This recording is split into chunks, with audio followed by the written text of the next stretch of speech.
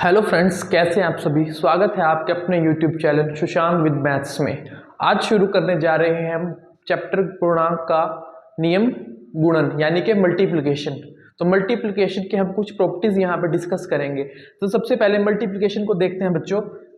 जैसे कि हम मल्टीप्लिकेशन बेसिकली एक एडिशन यानी कि योग का ही एक पार्ट है। जैसे कि 2 गुणा 2, हम जानते हैं इसका उत्तर है 4। बट अगर हम इसे योग की टर्म में समझना चाहे यानी कि एडिशन की टर्म में, तो 4 का मतलब यहां पर है 2 को हम 2 बार जमा करते हैं। 2 गुणा 2 का मतलब होता है 2 को हम 2 बार जमा करते हैं। इसी तरीके से अगर हम 2 गुणा 3 देखें तो इसका मतलब हुआ 2 को हम 3 बार जमा करते हैं यानी कि 6। तो बच्चों हम इसे नंबर लाइन पर समझने की कोशिश करेंगे। सबसे पहले बच्चों जैसे ये नंबर लाइन हमने 2 के लिए ड्रॉ की है, जहां पे बेसिक यूनिट हमारी 2 है, 2 4 6। अगर हम 2 को 2 बार गुणा करते हैं यानी कि हम 2 को बेसिकली 2 बार ऐड करते हैं तो हमारा उत्तर आता है 4। तो बेसिकली 2 इंटू 2 यहां पर हमारा 4 हुआ, जो कि 2 को 2 बार जमा करने पर आया। हम अगर ये ऋणात्मक नंबर यानी कि लिए नेगेटिव इंटीजर के लिए देखें, -2 इंटू 2 यानी कि -2 की टर्म को हम बेसिकली 2 बार जमा करते हैं। -2 जमा नकारात्मक 2, तो बच्चों आता है नकारात्मक 4। ये है हमारा ऋणात्मक नंबर के लिए। तो यहां से एक रूल हमें पता चलता है,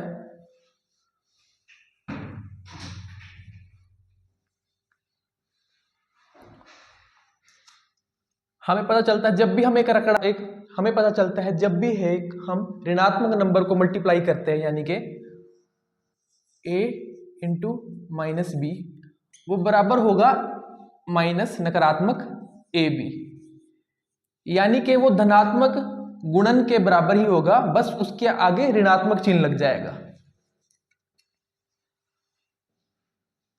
बच्चों क्लास 7 की किताब अगर आप देखेंगे तो वहां एक पैटर्न समझाने की कोशिश की गई है, जहां एडिशन का यानी कि योग का यूज करके हमें एक नंबर को हासिल करने की कोशिश करते हैं। जैसे कि हम देखते हैं 3 इंटू 5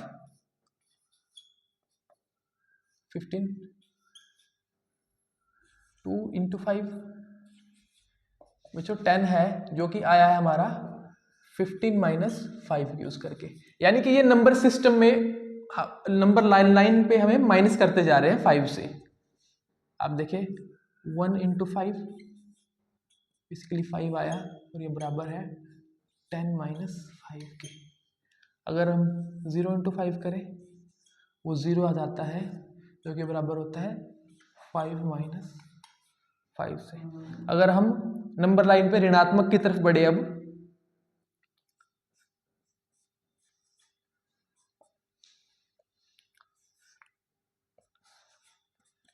-5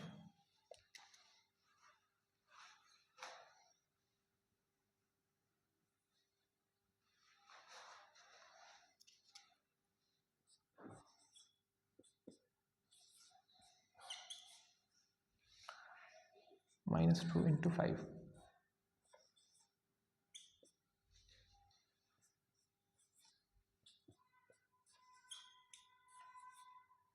इस तरीके से।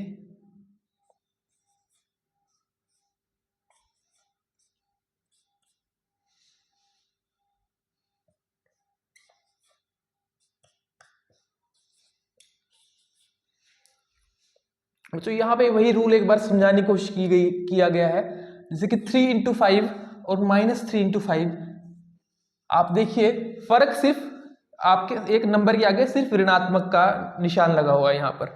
अगर हम ऋणात्मक नंबर से मल्टीप्लाई करते हैं तो उस गुणन के आगे एक नकारात्मक नंबर लग जाएगा। 3 इंटू 5 15 था, और इसी पैटर्न में हमने देखा -3 इंटू 5 -15 नकारात्मक 15 है, इसके आगे एक नकारात्मक का चिन्ह लगा हुआ है। बच्चों अगला नियम है 2 ऋणात्मक पूर्णांक का गुणन, यानी कि नकारात्मक a गुणा नकारात्मक b। तो बच्चों जब 2 नकारात्मक नंबर का हम गुणन करते हैं तो वो एक धनात्मक नंबर में बदल जाता है, यानी कि वो उत्तर आएगा आपका ab, जो कि एक धनात्मक होगा।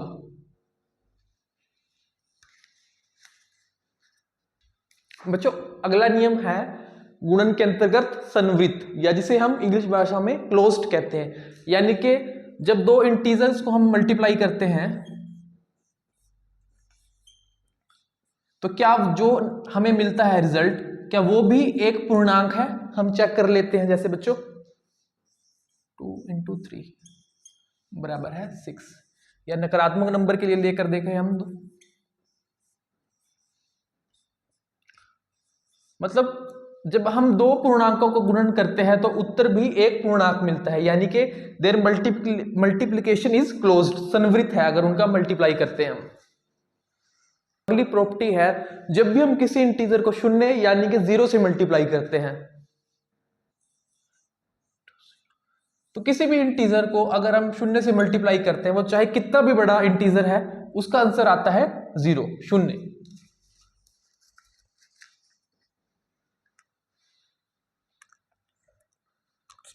बच्चों अगला रूल है हमारा गुणात्मक तत्समक, या जिसे इंग्लिश में कहे मल्टीप्लिकेटिव आइडेंटिटी। यानी कि जब भी किसी पूर्णांक को हम 1 से मल्टीप्लाई करते हैं, हमारा आंसर आता है 1, यानी कि 1 हमारे लिए गुणात्मक तत्समक है किसी भी पूर्णांक के लिए। बच्चों अगला रूल है गुणात्मक प्रतिलोम, यानी कि मल्टीप्लिकेटिव इनवर्स। यानी कि किसी भी इंटीजर को अगर हम जैसे है अगर उसको हम -1 से मल्टीप्लाई कर देते हैं, नकारात्मक 1 से मल्टीप्लाई करते हैं, तो हमें उस पूर्णांक का मल्टीप्लिकेटिव इनवर्स यानी कि उसका इनवर्स मिलता है, प्रतिलोम मिलता है। जैसे कि 5 गुणा नकारात्मक 1। अगर मैं नंबर लाइन पे जैसे कहना चाहूं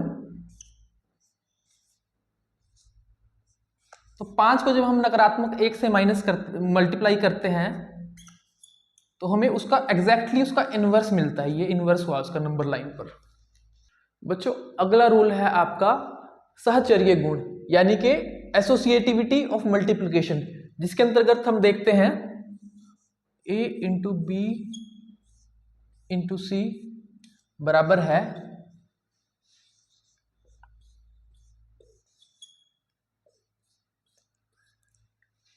यानी कि ब्रैकेट क्लोज में हम देख रहे हैं a गुणा b ब्रैकेट के बाहर गुणा c बराबर है a गुणा ब्रैकेट में b गुणा c।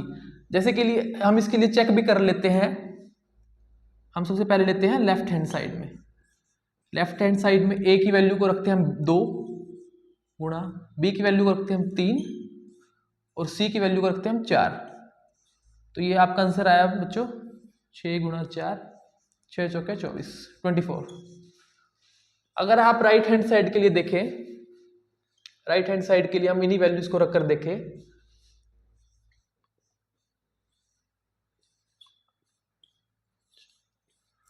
चार 12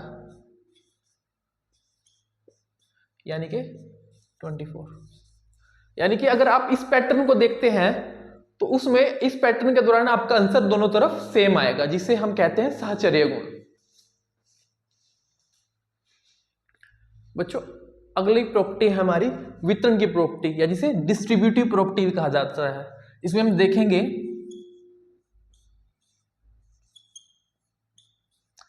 बराबर है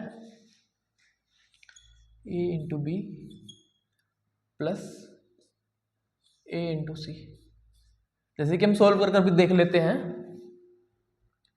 2 गुणा ब्रैकेट में 3 + 4, ये आपके होगा a गुणा b यानी कि 2 गुणा 3, b की वैल्यू 3 है यहाँ पर और c की वैल्यू है 4, 2 गुणा 4। आंसर आपका आएगा 6 + 4 × 8 यानी कि 14। आंसर है आपका 14। इसे सॉल्व करने का तरीका ऐसे रहेगा। आप इसके लिए अगर यहाँ पे c की जगह हम नेगेटिव नंबर रखें, कोई नकारात्मक नंबर रखें, तो यहाँ पर आपका यहाँ पर पॉजिटिव की जगह यहाँ पर नकारात्मक आ जाएगा, यानी कि नकारात्मक 2 उत्तर आएगा आपका। हमने पहले योग के लिए वितरण ये देखा, अब ये हमने देखा नकारात्मक नंबर, यानी कि जब हम घटा कर रहे हैं व्यवकलन के दौरान डिस्ट्रीब्यूटिव प्रॉपर्टी। तो बच्चों आज की क्लास आपको कैसी लगी कमेंट कर जरूर बताइए और इसी तरह की वीडियो देखते रहने के लिए चैनल जरूर सब्सक्राइब करिए। Thank you.